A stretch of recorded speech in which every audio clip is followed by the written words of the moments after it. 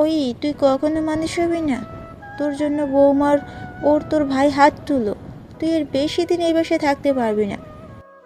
আমি চোখের কোণে পানি আর খাবার চুপচাপ আবার খেতে লাগলাম, কারণ বাঁচতে হলে খেতে হবে। আমি কোনো কথার উত্তর না দিয়ে খাওয়া প্রায় শেষ হয়ে আসছে, হঠাৎ ওই মা আমার খাবারের প্লেট সরিয়ে নিয়ে বলল, আজ থেকে তোর খাওয়া বন্ধ। তুই কি খাবি সেটা আমরা জানি না। তোর জন্য এই বাসায় জায়গাও নাই। তোকে সময় দিলাম 5 দিন। মা, তুমিও এমন কথা বলতে পারলে? তুমি না আমায় 10 মাস 10 দিন নিজের সাথে নিয়ে চলেছো? তাহলে এমন কেন করছো? নাকি আমি কুড়িয়ে পাওয়া সন্তান? তোকে আমরা কেউ নিতে চাইনি, শুধু তোর দাদা দাদির জন্য তোকে নিতে হয়েছে, না হলে তোকে নেওয়ার কোনো ইচ্ছে ছিল না। তাহলে দাদা দাদির মৃত্যুর পরে আমায় গলা টিপে মেরে ফেলতে, সবকিছু ওখানে শেষ হয়ে যেত। আর তোমাদের সবার দেওয়া কষ্ট আমি আর নিতে পারছি না। না জানি কবে আত্মহত্যা করে ফেলি।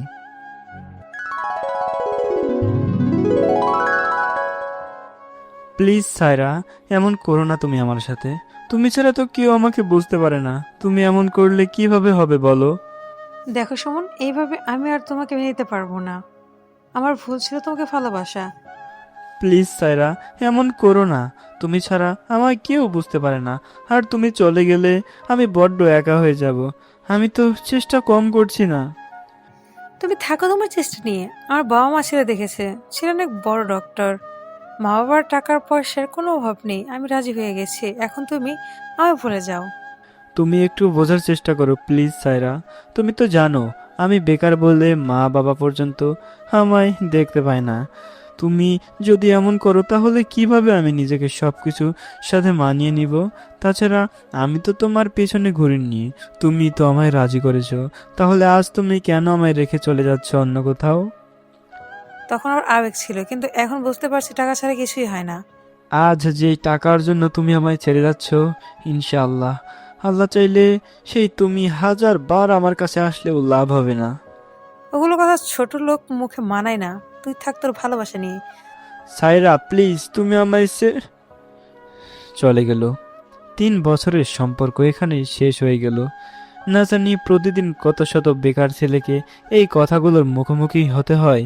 বেকারের ভালোবাসা বলে কিছু হয় না, শুধু হয় মজা নেওয়া আর আবেগের খেলা। আসেন পরিচয় দিই, আমি সুমন। অনার্স শেষ করেছি প্রায় 3 মাস হলো। আমার পরিবারের মা বাবা আর বড় ভাইয়ের সাথে ভাবি আর তাদের একমাত্র মেয়ে মাহি। বাকিটা না হয় গল্পের সাথে থাকলেই জানতে পারবেন। সায়রা হলো আমার একমাত্র ভালোবাসা। বলতে পারেন আমার কখনো বন্ধু প্রয়োজন পর্যন্ত হয়নি। আর তার সাথে রিলেশন করার আগে 3জন বন্ধু আছে, ওরা নিজেদের নিয়ে ব্যস্ত। সায়রা সব সময় আমায় আগলে রাখতো। মা বাবা বা পরিবারের সবাই যখন আমায় কথা শোনাতো তখন সায়রা আমায় সান্ত্বনা দিত। আজ তার শূন্যতায় কেউ সান্ত্বনা দেওয়ার নাই। আজ নিজেকে যেন শেষ করে দিতে মন চাচ্ছে। আমি কত ভালোবাসতাম আর আজ আমায় এত কষ্ট পেতে হচ্ছে। হাতে উল্টো পিঠ দিয়ে ডলে চোখের নোনা পানি মুছে উঠে পড়লাম। এরপরে বাসায় যেতে লাগলাম। বাসার মধ্যে প্রবেশ করতে আমার নয়নের মণি মাহি দৌড়ে চলে আসে আমার কাছে। কাকু, তুমি কই ছিলে এতক্ষণ? জানো, আম্মু আমায় বকেছে, তোর সাথে খেলতে দিবে না বলেছে। মামুনি, আমি তোর মাকে বলবো যেন আর না বকে। আচ্ছা আচ্ছা, তোমার দাদি কই মামুনি? আগে চকলেট দাও, তারপরে বলছি। এই নাও চকলেট। এবার বলো তোমার দাদি কই? আসলে একটা টিউশনি করাই, সেটা দিয়ে আমি নিজের খরচ চালাই। বেকার ছেলে অবশ্য খরচ হয় না বলেই চলে, তাই বাকি টাকাগুলো মাহের জন্য চকলেট নিয়ে আসি প্রতিদিন। মা ওইখানে আছে, আর তুমি ভাই ওদিকে যেও না, মা বাবা তোমাকে নিয়ে কথা বলছে। আপু, মাহি বলেছে তুমি নাকি আমার কাছে আসতে মানা করেছো, এটা কি সত্যি? হ্যাঁ করছি। জানো তো তোমার ভাই আর মা বাবা কেমন। আমি জানি তুমি একদিন তোমার ভাইয়ের চাইতেও ভালো জব করবে। ইনশাআল্লাহ আপু। বাসায় একমাত্র আপু আমার সাপোর্ট করে, সব সময় আমার হয়ে কথা বলে। এর জন্য অবশ্য মা ভাই অনেক অত্যাচারও করে। আমি ভাবিকে আপু বলি কারণ আমার কোনো বোন ছিল না। আর ভাবির কোনো ভাই নাই, তাই ভাবিও আমায় ভাই বলেই ডাকে। জানি না এমন কেন হয়, যে ঘরে ভাবি ভালো তো বিয়ে করলে ভাইয়ের ব্যবহার খারাপ হয়ে যায়। আল্লাহ জানে কেন এমন হয়। ভাই তুই কাঁদছিস কেন? আমি আছি তো। আমি তোর বড় বোন না? আচ্ছা, শুনলাম চায়রা নাকি বিয়ের ডেট ঠিক করে গেছে।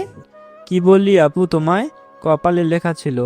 আমি কখনো রিলেশন করতে চাইনি, এর জন্য স্মার্ট পর্যন্ত হয়নি, আর হবই বা কি করে? আমার তো আবার টাকার হিসাব দিতে হয়। যাই হোক আপু, একটু খেতে দাও তো, খিদা লাগছে। আচ্ছা ভাই তুই গিয়ে বস, আমি খাবার নিয়ে আসছি। আর হ্যাঁ, মা বাবা যেন বুঝতে না পারে। আচ্ছা আপু। এরপরে আপু গিয়ে রান্নাঘরে থেকে খাবার নিয়ে এসে আমায় খেতে দেয়। আমিও খেতে শুরু করব। হঠাৎ ওই মাহি বলে, আমিও খাবো চাচ্চুর হাতে। আচ্ছা মামুনি, তুমি এসো, আমি খাইয়ে দিচ্ছি। এরপরে আমি আর মাহি খেয়ে নিলাম। আমি কখনো একসাথে বসে খাবার খাই না, জানি আমি একসাথে খাবার খেলে আমাকে সবাই খোঁটা দিতে ছাড়বে না। দুপুরের খাবার খেয়ে নামাজ আদায় করে মসজিদ থেকে গেলাম। এরপরে আসরের নামাজ আদায় করে একটু মাঠে ঘুরতে গেলাম। হঠাৎ সাব্বিরের সাথে দেখা। কিরে, কেমন আছিস? এখনো কি বেকার আছিস নাকি কাজ কিছু করিস? আলহামদুলিল্লাহ, আল্লাহ অনেক ভালো রাখছে। না ভাই, আমি বেকার হয়েই থেকে গেলাম। তুই কি বেকার থাকবি সারা জীবন? কাজ কিছু কর, না হলে তোকে কোনো মেয়ের মা তার মেয়ে দিবে না। শুনলাম সায়রা নাকি বিয়ের ডেট ঠিক হয়ে গেছে, আর তার নাকি বিয়েতে মত আছে। তো কি করব ভাই তুই বল? এই বেকার ছেলেকে বিয়ে করে এর চাইতে সে অনেক ভালো ছেলেকে বিয়ে করে অনেক কিছু পাবে। বেকার যখন তুই, তাহলে কিসের জন্য মাঠে আসছিস তুই? দেখো ভাই, আজ আমি বেকার বলে তো কত কথা শুনিয়ে দিলি। মনে রাখিস, এক মাঘে শীত যায় না। আর কিছু বললাম না, কোনো কথা ছাড়াই নদীর ধারে চলে গেলাম। হঠাৎই একটা কাপল দেখলাম। মেয়েটা চেনা লাগছে, তাই কাছে গিয়ে দেখি এটা আর কেউ না, সায়রা। আমার দেখে স্বাভাবিক হয়ে আছে। আমি কোনো কিছু না ভেবে চলে আসি। মাগরিব থেকে এসা নামাজ আদায় করে বাসায় ঢুকলাম। এরপরে মাহি মামুনি আসলো। চাচু, আমার চকলেট দাও। মামুনি, আজকে চকলেট আনতে মনে নাই, আজকে চকলেট দিতে পারলাম না। চাচু, আমার কাছে চকলেট আছে, মা নিয়ে দিয়েছে, তুমি আমায় খাইয়ে দাও, আমি খাবো। ওকে মামুনি, চলো তাহলে। এরপরে আমি আপুকে খাবার দিতে বলি। এর সাথে আমি মাহিকে খাইয়ে দিয়ে নিজেও খেতে লাগলাম। আজকে একটু দেরি করে গেছি, মাহিকে খাওয়াতে গিয়ে দেরি হয়ে গেছে। আমি খাচ্ছি, হঠাৎ করে বাবা আর ভাইয়া এসে যা করলো, সেটার জন্য আমি মানসিকভাবে প্রস্তুত ছিলাম না। এরপর থেকে ভাইয়া এসে খাবারে প্লেট ফেলে দিয়ে বলল, আজ থেকে তোর খাওয়া বন্ধ, তুই নিজে ইনকাম করে খাবি। আর অর্ষি, তুমি ওকে খাবার দিবে না। তো লজ্জা লাগে না এই বয়সে বসে বসে খাস? আমরা কত কষ্ট করে ইনকাম করি, তুই কি জানিস? শুধু তো গিলতেই পারিস। বাবা আর মাহির বাবা, তোমরা অযথা আমার ভাইকে অপমান করছো। এই পরিবারের কিন্তু সেও সদস্য, তার সাথে কুকুরের মতো ব্যবহার না ঠাস ঠাস করে দুইটা থাপ্পড় বসিয়ে দিল ভাইয়া, আর বলল, তুই কি জানিস টাকা ইনকাম করা কতটা কঠিন? বেশি কথা বললে বাপের বাড়ি একেবারে দিয়ে আসবো। ওই, তুই কখনো মানুষ হবি না। তোর জন্য বৌমার তোর ভাই হাত তুলো, তুই এর বেশি দিন এই বাসায় থাকতে পারবি না। আমি চোখের কোণে পানি আর খাবার চুপচাপ আবার খেতে লাগলাম, কারণ বাঁচতে হলে খেতে হবে।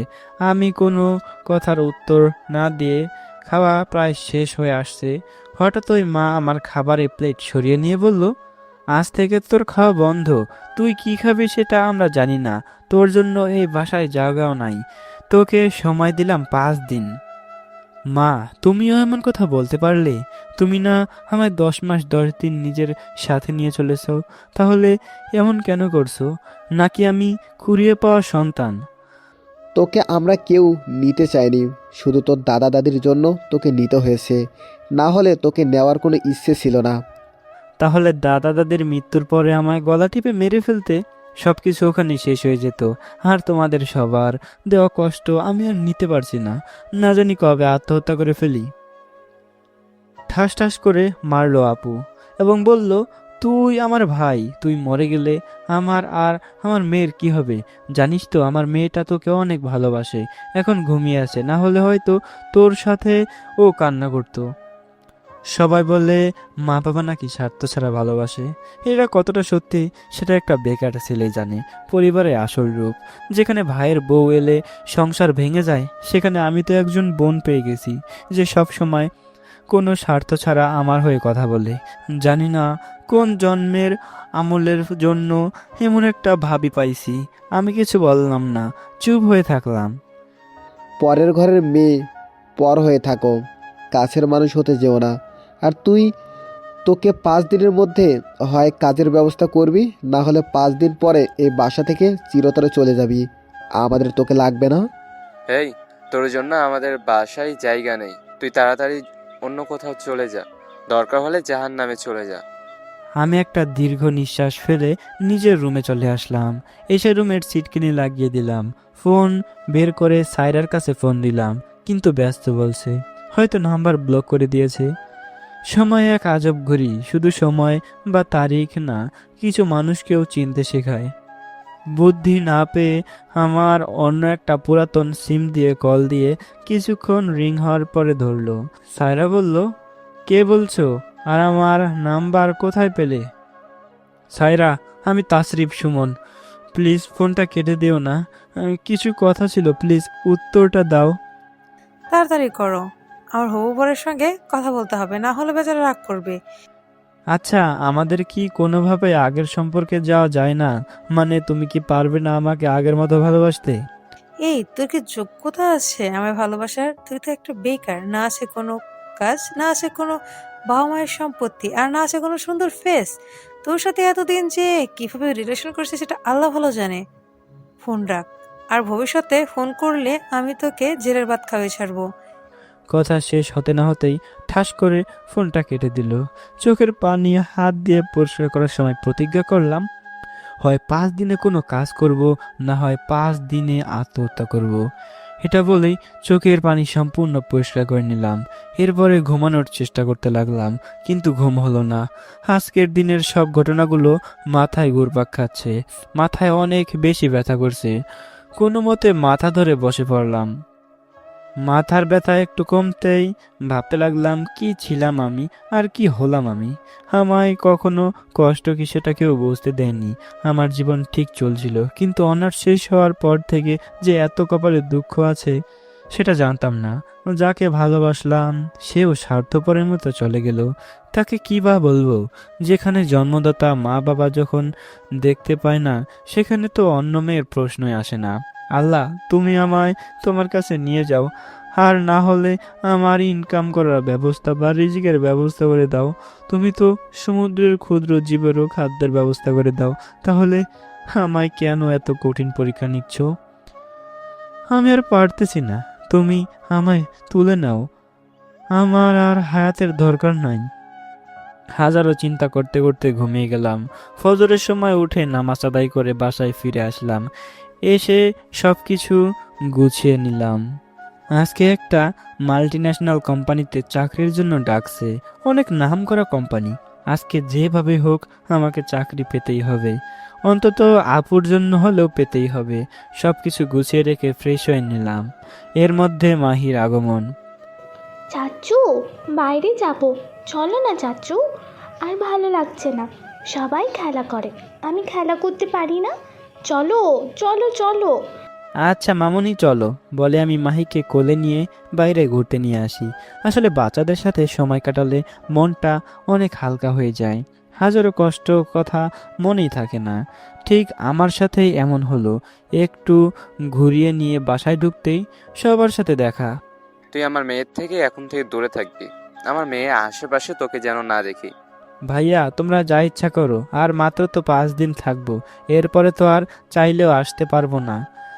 কয়টা দিন না হয় একটু মাহির কাছে থাকি, এতে সমস্যা কই?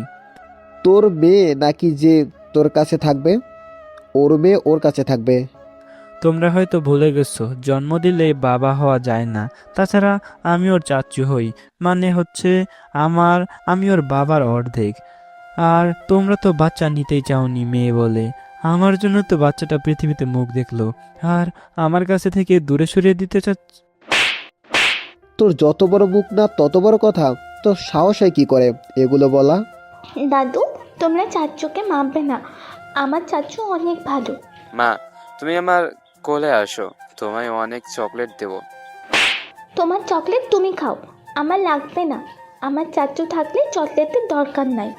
এই, তোরা মা মেয়ে পাইছিস কি আমায়? আর বিয়ে আমায় কেন করালে? আমার ভাইকেও করতে, মা মেয়ে ভালো থাকতি। উল্টোপাল্টা কথা একদম বলবে না। আমরা কি করেছি যে মা মেয়ে তোমার কাছে খারাপ হয়ে গেলাম? আমি তাশরিফকে আমার ছোট ভাই মনে করি, তাছাড়া কিছু না। কই, আমার সাথে তো এত পিরিত দেখাস না। তোদের মধ্যে কিছু তো একটা আছে, তার জন্য তুই ওর সাথে কিছু করতে দিস। ভাইয়া, তুই আমাকে যা ইচ্ছা বল, কিন্তু আপুর চরিত্রের দিকে হাত দিস না। তোর কপাল ভালো বলে এমন মেয়ে পেয়েছিস। কেন, তোর লাগবে নাকি? তাহলে এক কাজ কর, তুমি কিছুদিন চলো, আমার লাগবে না। মুখ সামলে কথা বল। তুই যদি আমার বড় না হতি, আজকে তোর কি করতাম সেটা নিজেও জানি না। আমার আর আপার মাঝে কোনো অবৈধ সম্পর্ক নাই। তুই শুধু শুরু করেছিস, আপুর চরিত্র নিয়ে টানছিস। আর মা, তুমিও তো একটা মেয়ে, অন্য মেয়ের চরিত্র নিয়ে কথা বলছে আর তুমি চুপ হয়ে আছো। তোর ভাই ভুল কি বলছে? ঠিকই তো বলছে। আমার তো সন্দেহ হয় যে বাচ্চাটা ও তো। ছি মা, ছি, তুমিও আমার বিষয়ে এত নীচ মন মানসিকতা নিয়ে আছো। ছি, আজ আমার জন্য আপু তোমায় অনেক কথা শোনাতে হলো, আমায় ক্ষমা করে দিও বলে আমি কাগজপত্র নিয়ে বেরিয়ে চলে আসি। এরপরে হাঁটতে হাঁটতে চলে আসি সেই কোম্পানিতে ইন্টারভিউ দিতে। এক এক করে অনেকগুলো গেল। এই দেশে শিক্ষিত যুবক বেকার থাকে, কিন্তু মূর্খ কেউ বেকার নাই। হয়তো আমার মতো তাদের অবস্থা, কিন্তু আমার চাইতেও তাদের পোশাক অনেক উন্নত। এবার আমার সিরিয়াল আসলো। আমি ভিতরে প্রবেশ করে একটা সালাম দিলাম। আসসালামু আলাইকুম স্যার অ্যান্ড ম্যাম, আমি কি আসতে পারি? সালামের উত্তর দিয়ে বলল, হ্যাঁ মিস্টার, বসেন। আচ্ছা, আপনি যদি এই কোম্পানির সিইও হতে তাহলে আপনি কি করতেন? ম্যাম, আমি প্রথমে কিছু বৃদ্ধদের চাকরি ছেড়ে দিতে বলতাম এবং ওই জায়গায় নতুন যুবকদের নিয়োগ দিতে বলতাম। সাথে শেয়ার বাজারের দিকে একটু গুরুত্ব দিতাম আর কর্মচারীদের সুযোগ সুবিধা দিতাম। ঠিক আছে। আচ্ছা ধরো তোমার জন্য আমাদের কোম্পানি ক্ষতি হলো আর তোমাকে চাকরি থেকে বের করে দেওয়া হলো, তখন তুমি কি করবে? স্যার, আমি প্রথমে আরও 1 মাসের জন্য সুযোগ চাইব, যাতে আমি দেখিয়ে দিতে পারি আমার জন্য ক্ষতি হলে লাভও হতে পারে। ঠিক আছে। তোমার সব কিছু ঠিক আছে, এবার বলতে পারলে তোমার চাকরি হয়ে যেতে পারে। ইনশাল্লাহ। আপনি বলেন স্যার। ধরো তুমি এই কোম্পানির সবচেয়ে ভালো কাজ করো, কিন্তু তোমার বেতন কম, আবার তোমার কাজের সব কিছুর ক্রেডিট তোমার বস নিয়ে নেয়, তাহলে তুমি কি করবে? আমি স্যার তেমন কিছু করব না। আমার জন্য যদি কোম্পানির লাভ বেশি হয়, এটাই আমার সাফল্য। আর আমার ক্রেডিট বস নিলেও সমস্যা নেই। কোম্পানিতে তো অনেক কর্মীও কাজ করে। কোম্পানি যদি আরও নাম হয় তো আমারও নাম হবে। আলাদাভাবে নাম না হলেও এই কোম্পানির কর্মচারী হিসেবে তো হবে। আমার কথা শুনে বস যা বলল তা তো হাসবো না কানবো কিছুই বুঝতে পারছি না। এরপর থেকে বস বলেন, দেখো তাশরিফ, তোমার সব কিছু তো ঠিক আছে, কিন্তু তুমি হয়তো বুঝতে পারছো আমি কি বলতে চাই। মিষ্টি খাওয়ার জন্য 10 লাখ টাকা লাগবে। কি বলেন স্যার? আমার পরিবার 10 টাকা আমার পিছনে খরচ করতো 10 বার ভাবে, আর 10 লাখ টাকা কে দিবে? স্যার, আমার তো যোগ্যতা দিয়ে চাকরি করব, তাহলে ঘুষ কেন?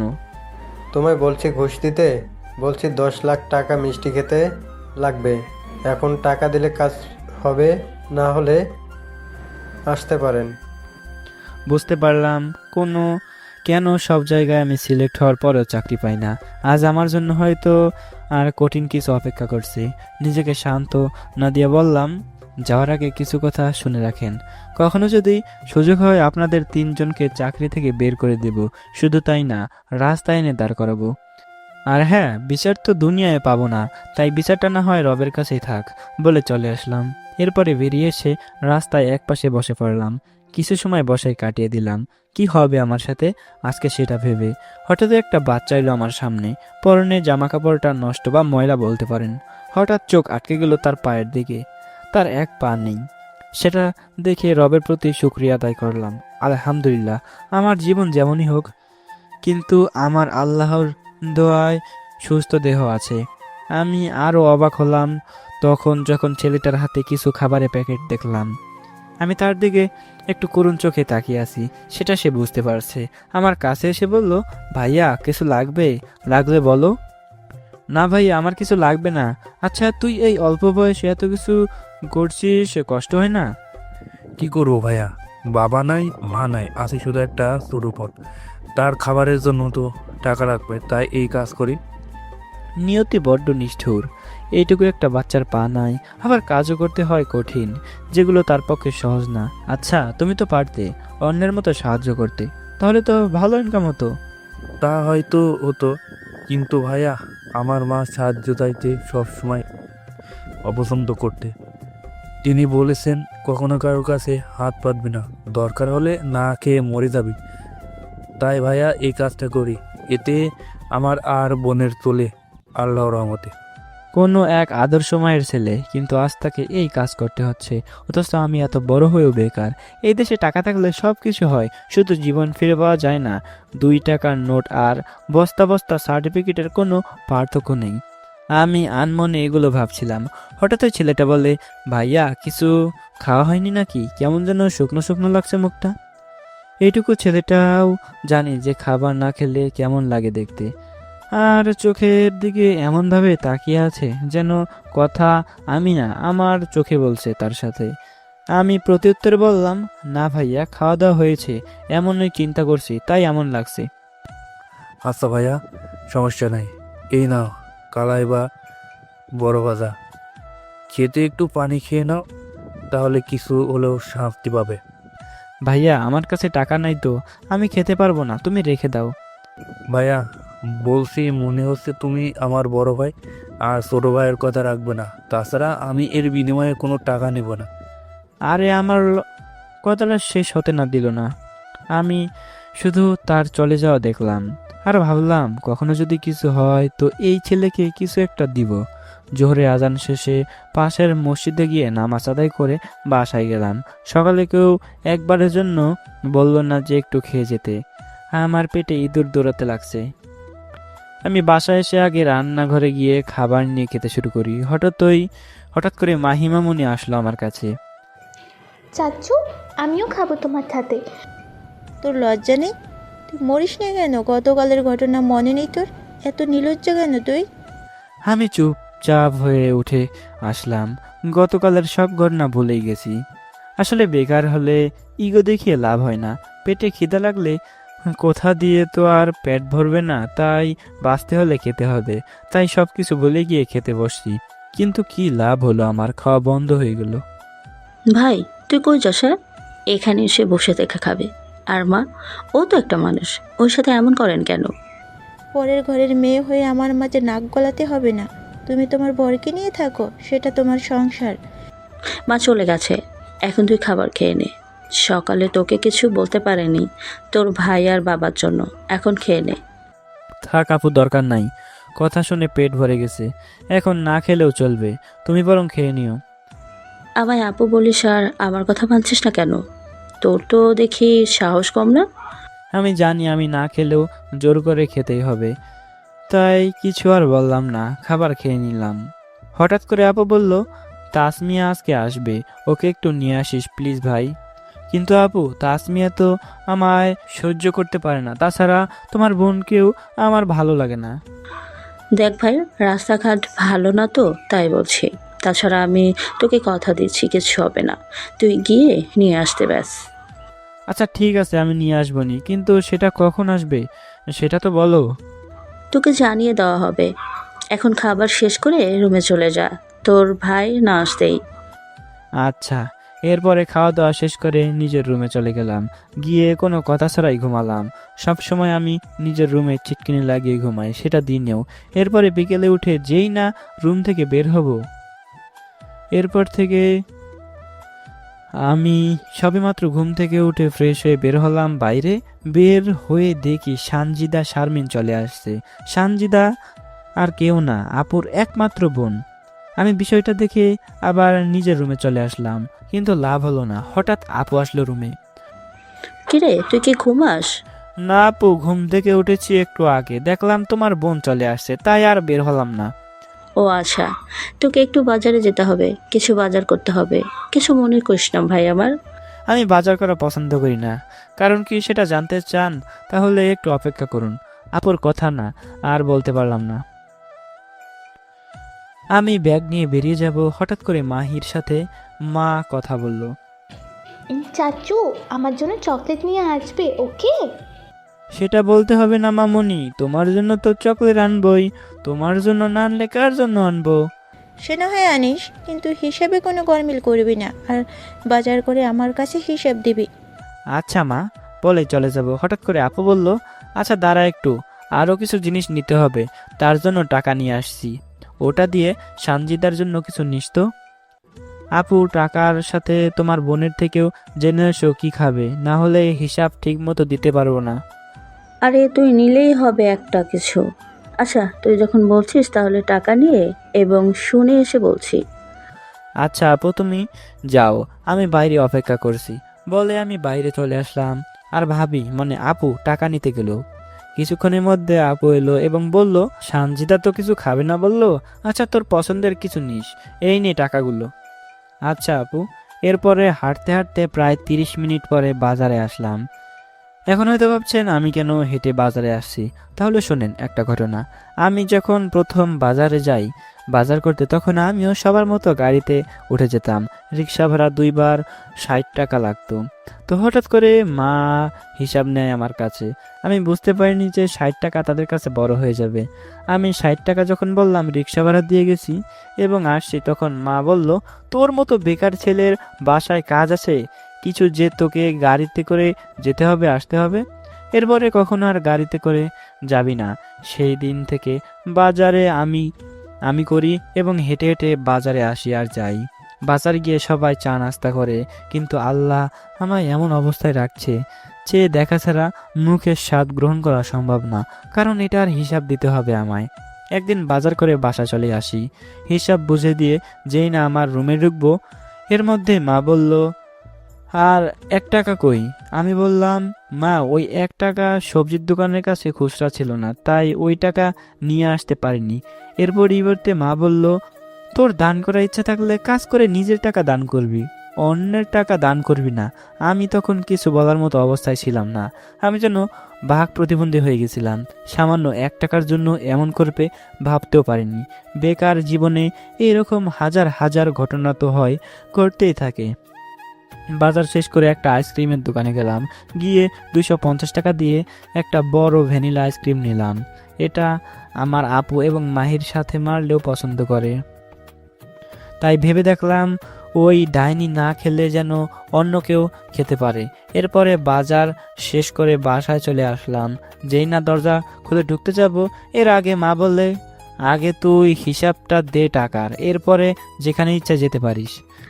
আচ্ছা তুই মাকে হিসাব বুঝে দে, আর আমার বোনের জন্য যেটা আনছিস সেটা আমাদের আমি দিয়ে আসি। আপু, তোকে না বললাম আমার কিছু লাগবে না? আচ্ছা তোর এই গবেট ওদের কি আনছে দেখি। আমি তার জন্য না আইসক্রিম দিলাম এবং মাকে সব কিছু হিসাব বুঝিয়ে দিলাম। দিয়ে কোনো কিছু না বলে আমি নিজের রুমে চলে আসলাম। যেই দরজা লাগাবো, হঠাৎ করে মাহি চিৎকার করে। আসলে ওর চকলেট নিতে পারেনি, সব টাকা শেষ হয়ে গেছে। আমার মন খারাপ হয়ে গেল মাহির জন্য, তাই মনমরা হয়ে বসে পড়লাম। হঠাৎ চিৎকার করতে করতে আমার রুমে আসলো আর বলল, চাচ্চু আমার চকলেট কই? মারে, তোর চকলেট নিতে পারিনি, আমার কাছে টাকা নাই, তার জন্য নিতে পারিনি। আমার চোখের পানি পরিষ্কার করে দিয়ে বলল, চাচ্চু তোমাকে পেলেই হবে, আমার কিছু লাগবে না, চকলেট খাবো না, তুমি তাও কান্না করো না। আচ্ছা মামনি, তুমি এখন খেলা করতে যাও, আমি একটু ঘুম দেই, মনটা ভালো লাগছে না। না, তুমি ঘুমাবে না, আমি তোমার সাথে ঘুরতে যাব। তাছাড়া আজকে তুমি টিউশনি করবে না? হ্যাঁ মা, করবো তো। তোকে ধন্যবাদ মা, এই না হলে আমার ভাতিজি ভালো কথা মনে করিয়ে দিয়েছে। আসলে আমার একটা ইনকাম আছে, সেটা টিউশনি করানো। মাসে 3000 টাকা পাই, আবার পরীক্ষায় ভালো করলে একটু বকশিসও দেয়। বলতে পারেন আমার প্রতি তাদের খরচ 5000-এর মতো হয়। চুম্মা দিয়ে কিচ্ছু হবে না, আমাকে শান্ত দিয়ে লাভ নাই, আমায় ঘুরতে নিয়ে যেতেই হবে। মা, তোকে কাল সকালে তো হতে হবে, কথা দিচ্ছি। আমি কাল বিকেলে ঘুরতে নিয়ে যাব। এবার তাহলে আমায় যেতে দাও। আচ্ছা যাও, তোমার সাথে আড়ি। মাহিকে কোলে নিয়ে আবার কিস করলাম, আর সাথে বললাম, মামুনি দেখি ইমোশনাল ব্ল্যাকমেল করাও শিখে গেছে। আচ্ছা, তোমার সাথে রাতে কথা হবে, এখন আমি এবার আসি। তাড়াতাড়ি করে টিউশন করে আসবে, আমি তোমার হাতে আজকেও খাবো, মনে থাকে যেন। আচ্ছা। এরপরে আমি বেরিয়ে যাব। হঠাৎ আপু বলে, টাকাগুলো তো একটু একটু করে কমিয়ে নিতে পারিস, সাথে তোর কিছু হাত খরচ বের হবে। তাছাড়া এত বড় আইসক্রিমের বাটি নিতে গেলে কিসের জন্য? অন্য কিছু নীতি, যেটা তোর পছন্দ। আজ হয়তো আমার একটা বোন থাকলে আমার সাথে এমন পড়তো। চোখের পানি কোনো মতো আটকে রাখতে বললাম, আপু আমার দেরি হচ্ছে, পরে কথা বলি, আমি এখন আসি। বোনের চোখে ফাঁকি দেওয়া অত সহজ না। আচ্ছা, তুই এখন যা। এরপরে ছাত্রের বাসার দিকে রওনা দিলাম। প্রতিদিনের মতো রাস্তায় মাগরিবের নামাজ পড়ে তাদের বাসায় গেলাম। ছাত্র পড়াশোনা করে এবার এসএসসি এক্সাম দিবে। কলিং বেল বাজাতেই ছাত্রের মা দরজা খুলে দিল। আমি সালাম দিলাম, আসসালামু আলাইকুম আন্টি, কেমন আছেন? আর ছাত্র কেমন আছে? ওয়ালাইকুম আসসালাম, আলহামদুলিল্লাহ ভালো আছি বাবা। তো তুমি কেমন আছো? আর বসো, তোমার জন্য নাস্তার ব্যবস্থা করি। আর তোমার ছাত্র এখন বাসায় ফিরে আসেনি, একটু অপেক্ষা করো। এই রোজা মাস স্যার আসছে, স্যারের জন্য নাস্তার ব্যবস্থা কর। আলহামদুলিল্লাহ ভালো আছি আন্টি। আচ্ছা, সমস্যা নাই, আসলেই পড়াশোনা শুরু করব। আর আন্টি, নাস্তার দরকার নাই। ওটা বললে শুনবো না। আচ্ছা, তোমার চাকরির খবর কি? চাকরি হলো না টাকার কাছে হেরে গেল? সব কপালের লিখন আন্টি, চাকরি হয়ে গেল, কিন্তু মিষ্টি খাওয়ানোর জন্য 10 লাখ টাকা না দেওয়ার জন্য হলো না। কি আর করবে বাবা, এইটা চোরের দেশ। আচ্ছা, তোমায় কিছু কথা বলবো, কিভাবে নিবে? জি, সমস্যা নাই আন্টি, আপনিও নাস্তা করেন। না বাবা, আমি কেন করব? তুমি নাস্তা শেষ করো, কিছু কথা আছে তোমার সাথে। ওটা বললে তো শুনবো না। জোর করে আন্টিকে একটা বিস্কুট মুখে ঢুকিয়ে দিলাম। এবার বলো আন্টি, কি বলবেন? হ্যাঁ, আমি চাই তুমি আমার মেয়েকেও টিউশনি করাও, তোমাকে টাকার চিন্তা করতে হবে না। কিন্তু আন্টি, আমি তো মেয়েদের কাছে টিউশনি করাই না, এটা তো আপনি জানেন। হ্যাঁ বাবা জানি, কিন্তু তোমার টিউশনি করার জন্য আমার ছেলে এখন ভালো রেজাল্ট করে। এখন আমি চাই তুমি আমার মেয়েকেও টিউশনি করাও, প্লিজ বাবা। আমি তো তোমার মায়ের মতো। নিজেকে আর ধরে রাখতে পারলাম না। আর পারবো কিভাবে? আমার মায়ের চাইতে ভালো ব্যবহার সব সময় পাই তার কাছে। তাছাড়া একদিন আমি পুরো না খেয়েছিলাম, টিউশনি করাতে এসে আন্টি হয়তো বুঝতে পারছে। এরপরে আমায় জোর করে খাবার খাইয়ে ছাড়ে। তাছাড়া আমার রাতে সমস্যা হয় না, কিন্তু আমি টিউশনি করাতে চাই না, কারণ মেয়েটা ছোট হলে সমস্যা হতো না। কিন্তু রোজা তো সামনের বারে এইচএসসি এক্সাম দিবে। হঠাৎ আন্টি আমায় চুপ করা দেখে শুরু করেন, কি হলো বাবা, টিউশনি করাবে না? আমি তোমার পায়ে পড়ি বাবা, টিউশনি করাও প্লিজ। স্যার, আমি বুঝতে পারছি কেন এমন করছেন, সমস্যা নেই, ভাইয়া না হয় বলবো। এবার তো রাজি হয়ে যান। সবাই শুধু আমায় অপমান করে পড়াশোনা একটু দুর্বল বলে। আন্টি বলে আবার, তোমাকে টাকার চিন্তা করতে হবে না, মাস হলেই তোমার দুটো টিউশনি মিলে 10,000 টাকা পেয়ে যাবে। নিজেকে আর কত দূরে রাখবো? আচ্ছা আন্টি, আমি রাজি। এই মাসের কয়েকটা দিন আছে, এরপর থেকে না হয় টিউশনি করাবো। আর ছাত্র কই, এখনো তো এলো না। সরি ভাইয়া, মিথ্যা কথা বলার জন্য। যাবে নিজের রুমে আছে, আপনার জন্য অপেক্ষা করছে। আজকে বাসায় চলে যাও, আজকে আর টিউশনি করাতে হবে না, কি একটু রেস্ট নাও। আচ্ছা আন্টি বলেই আমি বাসার দিকে রওনা দিলাম। একটু বাইরে সময় কাটিয়ে এশার নামাজ আদায় করে বাসায় ফিরে আসলাম। যেই না দরজা খুলতে যাব, হঠাৎ করেই এরপর দরজা খুলে ঢুকতেই ভাইয়ার সাথে ধাক্কা খেলাম। আর ভাইয়া বলল, এই আকাইম্মা, তোর চোখ কই রেখে হাঁটিস? আর আজ কইছিলি তুই, তোর জন্য একটা উপহার আছে। ঠাস করে একটা থাপড় দিল। এটা কেমন উপহার ভাইয়া? আজ আমি বেকার বললে তোমরা মজা নিচ্ছ? সমস্যা নাই, যার কেউ নাই তার আল্লাহ আছে। কি হয়েছে ভাইয়া, তুমি ওকে বকছো কেন?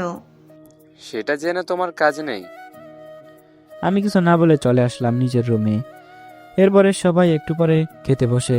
হঠাৎ আজকে কি যেন মনে করে আমিও সবার সাথে খেতে বসতে যাব। হঠাৎ তাসফিয়া বলে, ভাইয়া আমি তোমার ভাইয়ের সাথে খেতে পারবো না, ওকে দেখলে বমি বমি লাগে, তার জন্য আমি খেতেও পারবো না। আপু তুই ওকে একটু উঠে চলে যেতে বল। না চাচু, কোথাও যাবে না, গেলে আমিও চলে যাব, তোমরা কেউ ভালো না। ও থাকলে সমস্যা কই তোর? বৌমা, তোমার মতো তো সবাই না যে নিজের ইচ্ছে মতো চলবে, কোনো কিছু ঠিক নেই তোমার। তাছাড়া ভুল কিছু বলেছে তোমার বোন?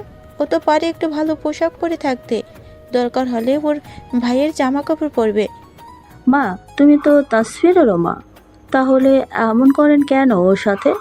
তাছাড়া আপনারা ওকে তো কিছু নিয়ে দেন না, তাই এগুলো পড়ে আছে।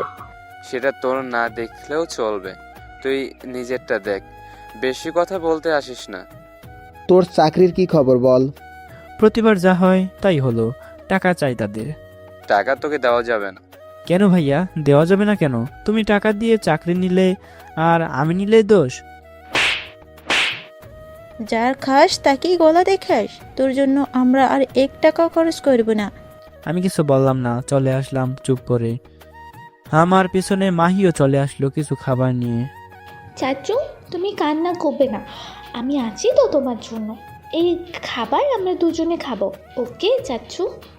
না মা, আমার ক্ষুধা নেই। তাছাড়া তুমি কি খাবে? এইটুকু যদি আমি খাই তো? এটাই হয়ে যাবে, হ্যাঁ করো, এই নাও চাচু। আমি আর নিজেকে আটকে রাখতে পারলাম না।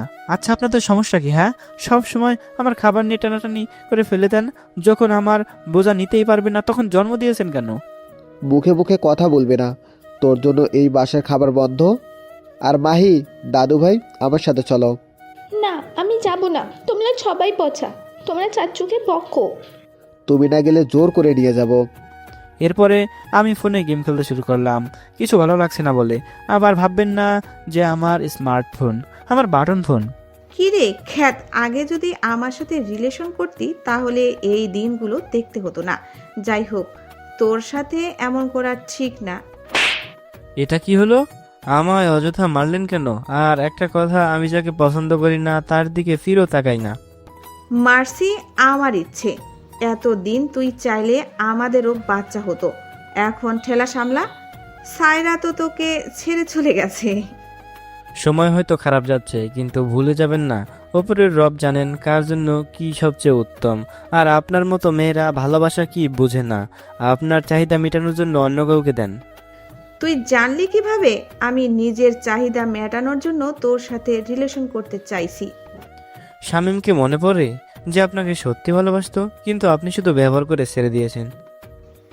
মনে তো নাই, কিন্তু হ্যাঁ, তোকে পেলে অবশ্য আমি ভালো হতাম। কারণ তোর ভাবি আর বোন কি ভাবছিস এগুলো বলবো? তাহলে তুই ভুল ভাবছিস, দরকার হলে তোকে বা তোর ভাইকে ফাঁসিয়ে দিব। তাসফিয়া, কথা কম বলার চেষ্টা করো, এত কথা বলা ঠিক না।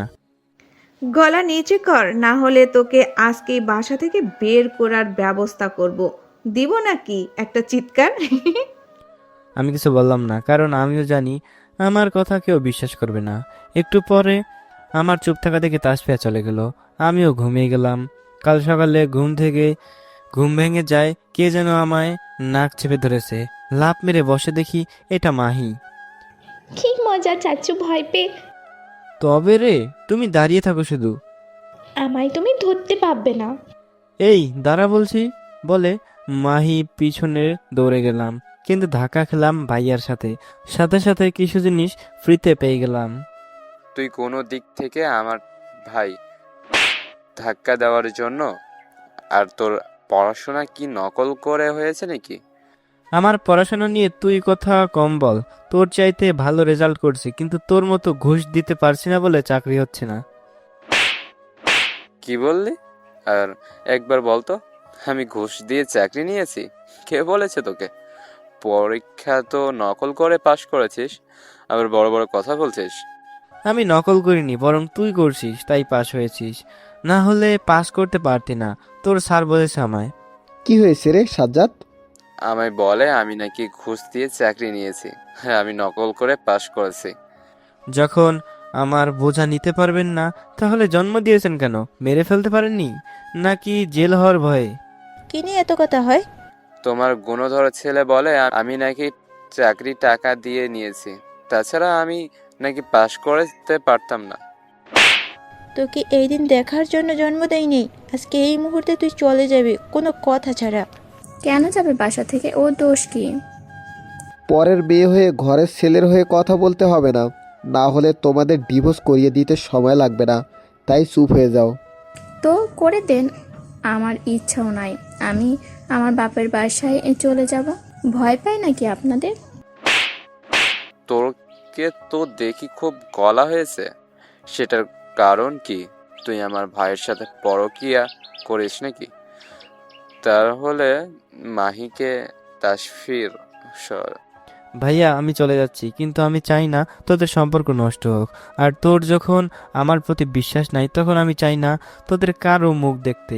তুই যে অপবাদ আমাকে আর ভাবিকে দিলি, মনে রাখিস এর ফল একদিন তোকে ভোগ করতে হবে, হয় দুনিয়ায় না হয় পরকালে। আর মা, তোমায় বলি, হয়তো জন্ম দিয়েছ, কিন্তু জন্ম দিলেই সব কিছু হয় না। থাকেন আপনারা আপনাদের রাজত্ব নিয়ে, আমি না হয় অন্য রাজ্যে চলে যাই। বলে কোনো কথা ছাড়া সব কিছু গুছিয়ে নিয়ে বেরিয়ে চলে আসলাম। কোনো পিছুটান রাখলাম না। পাড়ি দিতে হবে অজানা গন্তব্য। কোথায় কি করব কিছুই মাথায় আসছিল না। এরপরে গেলাম এলাকায় বাসা ভাড়া নিতে, কিন্তু কি আর করো, আর কেউ বাসা ভাড়া দিবে না, সিঙ্গেল, তাই বাসা ভাড়া নিতে হলে বউ লাগবে।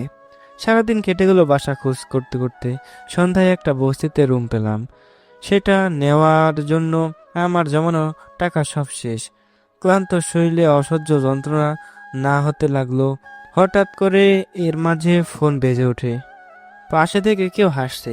বুঝতে পারলাম হয়তো কেউ ইচ্ছে করে এমন করছে। তুমি কে? আজকে টিউশনি করাতে আসবে না? সরি আন্টি, আসলে আমি আর টিউশনি করাতে পারবো না, আমায় ক্ষমা করবেন, অন্য কাউকে দেখেন। কোনো সমস্যা হলে বলো, আমি চেষ্টা করব সাহায্য করতে। আর টাকা কম হলেও বলো, বেতন বেশি করে দিচ্ছি। ছি আন্টি, আপনি এমন ভাবেন আমায়।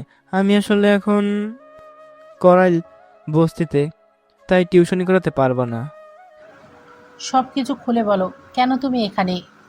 ইচ্ছা নাই বলার, কিন্তু না বলেও উপায় নাই, সব কিছু খুলে বললাম। এরপরে আন্টি বলেন, এক কাজ করো, তুমি আমাদের এখানে চলে আসো, আমাদের এখানে থাকবে। আমি তোমার আঙ্কেলের সাথে কথা বলে একটা কাজের ব্যবস্থাও করে দেব, আমাদের এখানে চলে আসো। সরি আন্টি, আমি যেতে পারবো না, এর জন্য আমি খুবই দুঃখিত। আর আপনাকে ধন্যবাদ আমার জন্য এত কিছু ভাবার জন্য, বলে আমি মুহূর্তেই ফোনটা কেটে দিলাম। পাড়ি দিলাম ঘুমের রাজ্যে, কিন্তু পেটে ইঁদুর দৌড়ালে কি আর ঘুম সম্ভব? তাই আমারও ঘুম হলো না, যার জন্য মনে পড়ে গেল আজকের দিনের কথাগুলো। বেকার হওয়ার জন্য যে এত কষ্ট পেতে হয়, সেটা বেকার না হলে বুঝতে পারতাম না। আমি তো তাও একটু চলার মতো টিউশনি করে 2 টাকা পাই, কিন্তু যাদের কোনো টাকার ইনকাম নাই তাদের অবস্থাটা কেমন সেটা আল্লাহই ভালো জানে। যেই মাকে সবাই বলে স্বার্থ ছাড়া মাই নাকি ভালোবাসে, কিন্তু আমি দেখলাম স্বার্থ ছাড়া মাও আপন না। অনেক ছেলে বলে বড় ভাই থাকলে বেস্ট ফ্রেন্ডের দরকার হয় না, কিন্তু আমার ক্ষেত্রে এমন হলো কেন? সবাই বলে ভাই বিয়ে করলে বদলে যায় তার বউয়ের জন্য, কিন্তু আমি তো দেখলাম ভাইয়ের বউ ঠিক আছে, শুধু ভাই পরিবর্তন হয়ে গেছে। যে ভাই সব সময় আমায় সাপোর্ট করেছে, যে ভাই সব সময় মা বাবার সাথে ঝামেলা করতো আমার জন্য, আজ সেই ভাই আমার চরিত্র নিয়ে বাজে কথা বলেছে। আজ সেই ভাই আমাকে বাসা থেকে বের করে দিল। সবাই বলে ধৈর্যের ফল নাকি মিষ্টি বা ভালো হয়, তাহলে আমার ধৈর্যের ফলে এতদিনও কেন এলো না? কেন প্রতিদিন আমার চোখের পানি ফেলতে হয়? আর কত সহ্য এবং ধৈর্য ধরে থাকবো? আল্লাহ, আমি আর পারতেছি না। তুমি আমায় হয়তো তোমার কাছে নাও, না হলে তুমি আমার সফলতা এনে দাও। হে আমার রব, তুমি তো বলেছ আমি একজন বান্দার ততক্ষণ পর্যন্ত তার ভাগ্য করি না যতক্ষণ সেই বান্দা চেষ্টা করে না। আল্লাহ, তাহলে আমার কোথায় চেষ্টার কমতি আছে? আমি তো কখনো তোমার ইবাদত করতে ছাড় দেইনি, তাহলে তুমি কেন এমন করছো আমার সাথে? তুমি তো জানো আমার সব কিছু, তোমার জ্ঞানের বাইরে এই বিশ্বের কিছুই নাই, তাহলে তুমি আমায় কেন কষ্ট দিচ্ছ? তুমি তো বলেছ আল্লাহ যে তোমার কাছে চাই না সে তোমার কাছে ভালো না, কিন্তু আমি তো সব সময় দোয়া করি, আমার চাওয়া কি কখনো শেষ করিনি। তোমার উপর আমার পূর্ণ বিশ্বাস আছে, আমাকেও সফলতা এনে দেবে, কিন্তু আমার রব, আমি আর পারছি না, তুমি আমার ধৈর্য শক্তি বাড়িয়ে দাও। কত শত কথা বলতে বলতে চোখের পানিতে বালিশ পর্যন্ত ভিজে একাকার হয়ে গেছে। সকালে কাজের উদ্দেশ্যে রওনা দিলাম। কোনো কাজের খোঁজে পাই নাকি দেখি। যেই একটু সামনে গেলাম, দেখি জাবেদের বাবা দাঁড়িয়ে আছে। আসসালামু আলাইকুম আঙ্কেল, আপনি এখানে কি করছেন? আপনার তো কাজ আছে এই সময়। আমি বেশি কথা বলা পছন্দ করি না, তুমি সেটা জানো। আমি কিছু শুনতে চাই না। তুই এখনই আমার সাথে যাবি, কোনো কথা ছাড়া। সরি আঙ্কেল, আমি আর আপনার সাথে যেতে পারবো না। আমাকে আমার মতো থাকতে দেন। তাছাড়া আপনি কিভাবে জানলেন এখানে আমি? তুমি তো তোমার আন্টিকে বলছো, আর তোমার আন্টি আমায় বলছে আজ থেকে আমাদের বাসায় থাকবে, ওকে? না, আমি নিজের মতো বাঁচতে চাই। আমি আপনার সাথে যাব না, আমাকে একা ছেড়ে দেন। দেখো তাসরিফ, আমি তোমায় জোর করার অধিকার রাখি না, কিন্তু আমার ছেলে মেয়ের জন্য হলেও চলো প্লিজ, আমি তোমার পায়ে পড়ি। আচ্ছা চলেন। এরপরে চলে আসলাম রুমে। এসে সবকিছু গুছিয়ে আঙ্কেলের সাথে আঙ্কেলদের বাসায় চলে আসলাম। গেট দিয়ে ঢুকতেই জাবেদ এসে আমায় জড়িয়ে ধরে বলল, স্যার আপনি অমন কেন? আপনাকে না মা আমাদের বাসায় আসতে বলছিল, আসেননি কেন? তুমি ছোট, অত কিছু বুঝতে পারবে না। আচ্ছা বাবা, তুমি গিয়ে রেস্ট নাও। ওই রোজা, তোর স্যারকে রুম দেখিয়ে দে। জি আম্মু, আসেন স্যার আমার সাথে। স্যার, ওর সাথে যাবেন না। ওই ডাইনি তুই হট, আমি নিয়ে যাব। তোর স্যার এখনো হয়নি। রোজা জাবেদের কানে কানে বলল, তোর স্যারকে নিয়ে বেশি বাড়াবাড়ি করলে তোকে স্যার না দুলাভাই ডাকতে হবে। তাছাড়া তোর স্যারকে বলে দেব তুই ফারহানার সাথে প্রেম করিস। জানিস তো তোর স্যার ওগুলো পছন্দ করে না। থাক আপু, দরকার নাই আমার, তুই নিয়ে যা। তুই দেখি আমার স্যার কিছু চুরি করিস না যেন। দুই ভাই বোনে কি ফিস করে কথা বলছিস তোরা? না আব্বু, আপু নাকি বিয়ে করবে। করব, তো স্যার যদি কবুল বলে। জাবেদ আর রোজা, তোরা ফাজলামি করবি কর, কিন্তু স্যারকে কেন এর মধ্যে আনছিস? তোমার ছেলে বললো কেন মিথ্যা কথা? আমি তো বিয়ে করতে চাইনি। তোরা কি শুরু করলি বলতো? যা এখন তাসরিফকে নিয়ে আয় তার রুমে। আচ্ছা, তোদের কি আমার আগের রূপ দেখাতে হবে? চুপচাপ স্যারকে নিয়ে ওর রুম দেখিয়ে দে। আচ্ছা, এই চলুন। এরপরে আমিও চলতে লাগলাম রোজার সাথে। এরপরে রুমটাতে আসতেই অবাক হলাম। সবকিছু সাজানো গোছানো। আমি হা হয়ে তাকিয়ে সবকিছু দেখছি। হঠাৎ করে রোজা বলল, অমন করে কি দেখছেন? এটা আমি গুছিয়ে রাখছি আমার ভবিষ্যৎ বরের জন্য, কিন্তু আপনি এসে দখল করে নিলেন। আচ্ছা তাহলে অন্য রুমে চলো, এখানে থাকবো না। আপনার বরের রুমে আপনি থাকেন। কেন? আপনিও তো চাইলে আমার বর হতে পারেন, তখন না হয় এই রুমের কল্পনাটা আমার জীবনের বাস্তবে রূপ নেবে। রোজা, তোমায় একটা কথা আগে বলে রাখি, আমিও একজনকে অসম্ভব ভালোবাসি, তাই ওই জায়গায় তুমি শত চেষ্টা করলেও পাবে না। তাছাড়া আমার কোনো বোন নাই, আমি তোমায় ছোট বোনের মতোই দেখব। ভুলেও আমার বউ হওয়ার স্বপ্ন দেখবে না। কেন দেখবো না? তোমার গার্লফ্রেন্ডের তো কিছুদিন পরেই বিয়ে। সাইমা আপু অন্যের হয়ে যাবে, তখন কি হবে তোমার? সেটা তোমায় ভাবতে হবে না, আমি নিজেকে সামলে নিতে জানি। দরকার নাই তোমার আর আমার জীবনে আসার। তাছাড়া তোমার মা বাবার সাথে আমি বেইমানি করতে পারবো না। তোমার মা বাবা আমায় বিশ্বাস করে নিয়ে আসছে, আমি চাই না তাদের বিশ্বাস ভাঙতে। তুমি প্লিজ দূরে থাকো আমার থেকে। তুমি যবে থেকে জাবেদকে টিউশনি করাও, তবে থেকে আমি তোমায় ভালোবাসি। এতদিন যখন কেউ নিতে পারেনি, ইনশাআল্লাহ ভবিষ্যতেও পাবে না। হারাম সম্পর্কে ইনশাআল্লাহ না বলাই ভালো, শুধু শুধু ইসলামের অপমান করা। আচ্ছা ঠিক আছে, চলো বিয়ে করি, দেখি কেমন পারো হ্যাঁ বলতে। কি হলো, উত্তর দাও। আমার বিয়ে করতে কোনো সমস্যা নেই। আমি জানি তুমি আমায় পছন্দ করো, কিন্তু বলতে চাও না।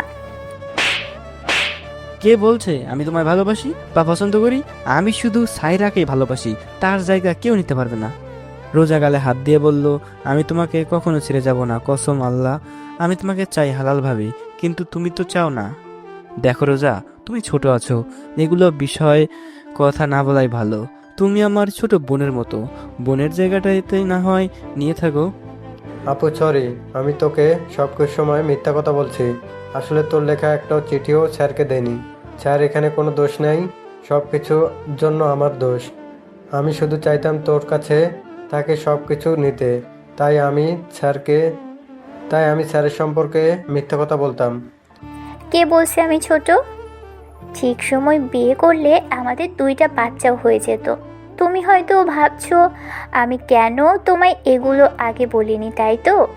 আসলে আমি চাইতাম তোমার অনার্স শেষ করে একটা জব হলে বাবাকে তোমার বিষয়ে বলবো, কিন্তু তোমার জব হচ্ছে না দেখে বলতে পারিনি। তাছাড়া তুমি যখন পড়াশুনো করাও আমার ছোট বোনকে, তখন আমি ফোনের মধ্যে তোমায় দেখি। জাবেদ এগুলো কি বলেছে? আর ফোনের মধ্যে আমায় দেখো কিভাবে? আমি তো টিউশনি করাই। জাবেদ ঠিক বলছে। জাবেদ ভাই, তোর কাছে আমি এগুলো আশা করিনি, দিলি তো আমার মনটা ভেঙে। আর ফোনের মধ্যে তোমায় দেখি মানে হচ্ছে জাবেদ টিউশনি পড়াশোনার আগে ভিডিও কল দিয়ে রেখে দিত, আর আমি তোমার দিকেই তাকিয়ে থাকতাম। সব কিছু শোনার পরে মনে হলো সাইরার চাইতে রোজা আমায় বেশি ভালোবাসে, কিন্তু লাভ নাই, প্রেম শুধু প্রথমটাই মনে থাকে। স্যার, আমায় ক্ষমা করে দিও, আমার জন্য আপনাকে এমন অবস্থায় পড়তে হলো। সেটা তোর দোষ। তোর জন্যই আমার একতরফা ভালোবাসা শুধু প্রকাশ পেল, কিন্তু আপন করে তাকে তো পাবো না। এই আপনাদের কাহিনী শেষ হলে আমায় একটু রেস্ট নিতে দেন। আর হ্যাঁ, পড়ানোর সময় যেন আমার দিকে তাকিয়ে থাকবেন না। স্যার, আপনি তো বললেন টিউশনি করার সময় আপনার চোখের দিকে তাকিয়ে শুনতে, তাহলে আজ থেকে এটা বাদ। জাবেদ তুমি ছোট, এত বেশি কথা বলো না। কথাটা আমি তোমায় না, তোমার বোনকে বলছি। এখন তো আমাদের বাসায় থাকবেন, সমস্যা নেই। পড়ানোর সময় সিরিয়াসভাবে পড়াশুনো করব, ওটা চিন্তা করতে হবে না। আর একটা কথা মনে রাখবেন, আমি এমন কিছু করব যে আমার মা বাবা তোমার সাথে বিয়ে দিতে বাধ্য হবে। তুমি রেস্ট নাও, আমরা গেলাম। বলে চলে গেল রোজা আর জাবেদ। কেন জানি খুব ভয় হচ্ছে, মন বলছে হয়তো খুব তাড়াতাড়ি এই বাসায় অপমান হতে হবে, কারণ রোজা যেইভাবে কথা বলছে, যদি আন্টি বা আঙ্কেল জেনে যায় তো আমার আর থাকা হবে না এখানে। সব কিছু পাশে রেখে ঘুমিয়ে গেলাম। বিকালে উঠে একটু ছাদে গেলাম, দেখি 3 জন মেয়ে দাঁড়িয়ে আছে। একজন রোজা, অন্যগুলো জানি না কি। আমি ওদের দেখে নিচে আসবো, পা একটা সামনে নিচে দিতেই আমার হাত কেউ ধরে ফেলেছে। কোনো কিছু না ভেবে দিলাম একটা ঠাস করে গালে। চোখ একটু দূরে তাকাতে দেখি রোজা হাসছে। আমি ভাবলাম রোজা মনে হয় হাত ধরেছে, তাই ইচ্ছে করেই জোরে মারছি, কিন্তু দেখিও হাসছে। তাহলে আমি মারলাম কাকে? যেই না আমার কাছে থাকা মানুষটার দিকে তাকায়, অবাক হয়ে গেছি। সেটা আর কেউ না, জাবেদ। স্যার, এটা কিন্তু ঠিক করলে না। ওগো, নিচে গেলে আমার কি হবে? সরি, আসলে একটু মজা করলাম। আসুন স্যার, পরিচয় করিয়ে দিই আমার বান্ধবীদের সাথে। ও হলো জেসমিন, আর ও হলো তর্ষা। ভাইয়া, আমরা কবে বিয়ে খেতে পারবো? ভাইয়া, বিয়ে কবে করছেন? চলো কাজী অফিসে। আমি আসলে আছি, আমি সামনে আছি, তাও আমায় রেখে অন্য কাউকে বিয়ে দেখাচ্ছি মজা। এবার বলো, আর কিছু বলবে? এটা তুমি ঠিক করলে না, আর কখনো তোমার সাথে আমি বিনা কারণে ছাড়া কথা বলবো না। বান্ধবী দেখি পুরাই আগুন, বিয়ে আগে এত কিছু, তাও আমাদের সামনে। ওকে আর লজ্জা দিস না। আমি কোনো কথা ছাড়াই নিচে চলে যাব। হঠাৎ করে মাহির কথা মনে পড়ে গেল, আর ভাতিজি না জানি কি করছে। একটা পা সামনে রাখতে ভাবলাম মাহির সাথে দেখা করব, আর ওর সাথে দেখা করলে তো চকলেট নিতে হবে, কিন্তু আমার কাছে তো কোনো টাকা নাই। কি করব আমি? কোনো কিছু চিন্তা না করে রোজার কাছে গেলাম আর বললাম, রোজা কিছু টাকা আমায় ধার দিতে পারবে? দরকার ছিল আমার, তাছাড়া আমার কাছে কোনো টাকা নাই। দিতে পারি, কিন্তু একটা শর্ত আছে, যদি রাখতে পারো তাহলে বলো। আমার টাকা খুব দরকার আছে। আচ্ছা, তুমি যা বলবে তাই করব, বলো। ভেবে দেখো, আমি যা বলবো তাই করতে হবে। আমি বিয়ে করার কথা বললেও বিয়ে করতে হবে। আমি যতদূর তোমায় জানি তুমি জোর করে কিছু চাও না, আর বিশ্বাস তুমি অমন কিছু করবে না।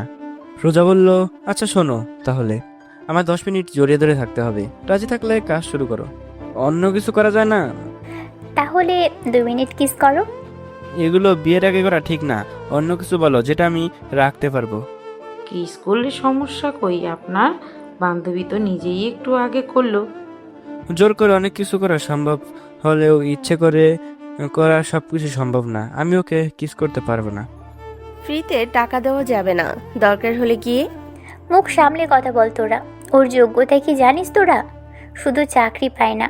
আচ্ছা ঠিক আছে, জড়িয়ে ধরতে হবে না, কিন্তু প্রতিদিন কলেজে নিয়ে যাওয়া আসা করতে হবে এবং গাল ঘুরতে নিয়ে যেতে হবে। আচ্ছা আমি রাজি আছি, এবার প্লিজ কিছু টাকা দাও, আমার খুব দরকার। ওর জন্য এমন করছিস তুই, এর ফল কিন্তু খুব খারাপ হবে, মনে রাখিস। তোরা এত সিরিয়াসলি নিচ্ছিস কেন? তোর বরকে আমি ভিক্ষা করার কথা বলে তোর ভালো লাগবে না? তেমনই আমারও ভালো লাগেনি। টাকার দরকার সেটা বুঝতে পারলাম, কিন্তু কিসের জন্য দরকার সেটা বলো। দেখো আমি পরে বলবো, আমার কিছু টাকা দরকার, দিলে ভালো হতো, আমি তো আর পালিয়ে যাচ্ছি না। আচ্ছা, নিচে তোমার রুমে গিয়ে তুমি বসো, আমি টাকা নিয়ে এসে দিচ্ছি। আচ্ছা ঠিক আছে। এরপরে নিজের রুমে চলে আসলাম। কিছুক্ষণ পরে রোজা আসলো টাকা নিয়ে, বলল তোমাকে টাকা ফেরত দিতে হবে না, শুধু কিসের জন্য টাকা নিলে এটা এসে বলবে ওকে। আমি টাকা ধার নিলাম, সময় হলে ফিরিয়ে দিব, সেটাও বলবো নি রাতে বা আগামীকাল। আচ্ছা ঠিক আছে, এই নাও। কত টাকা আছে এখানে? 10,000 টাকা। আশা করি এতে হয়ে যাবে, আর না হলে বলো, আমি ব্যবস্থা করছি।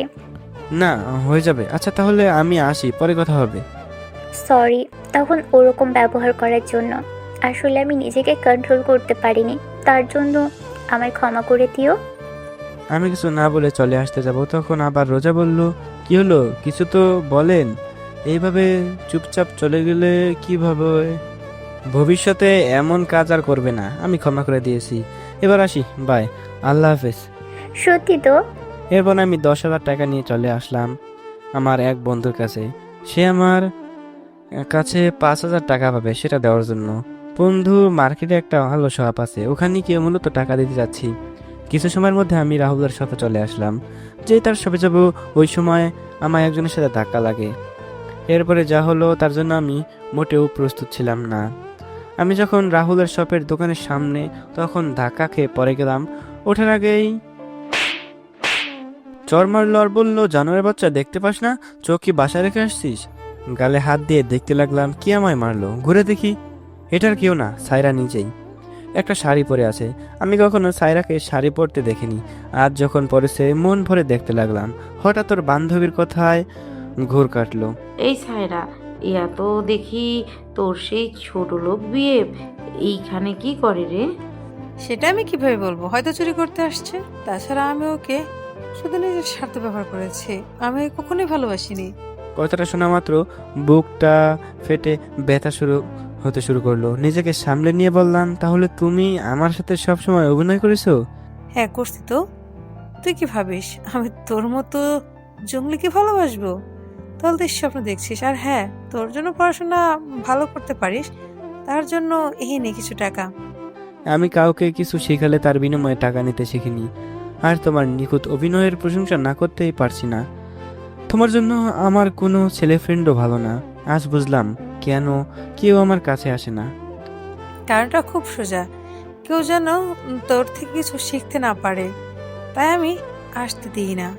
তুই হট, রাস্তা ছেড়ে দে, আমাদের এই কেনাকাটা আছে। আজ আমার ভুলের জন্য আমার এত কষ্ট পেতে হচ্ছে।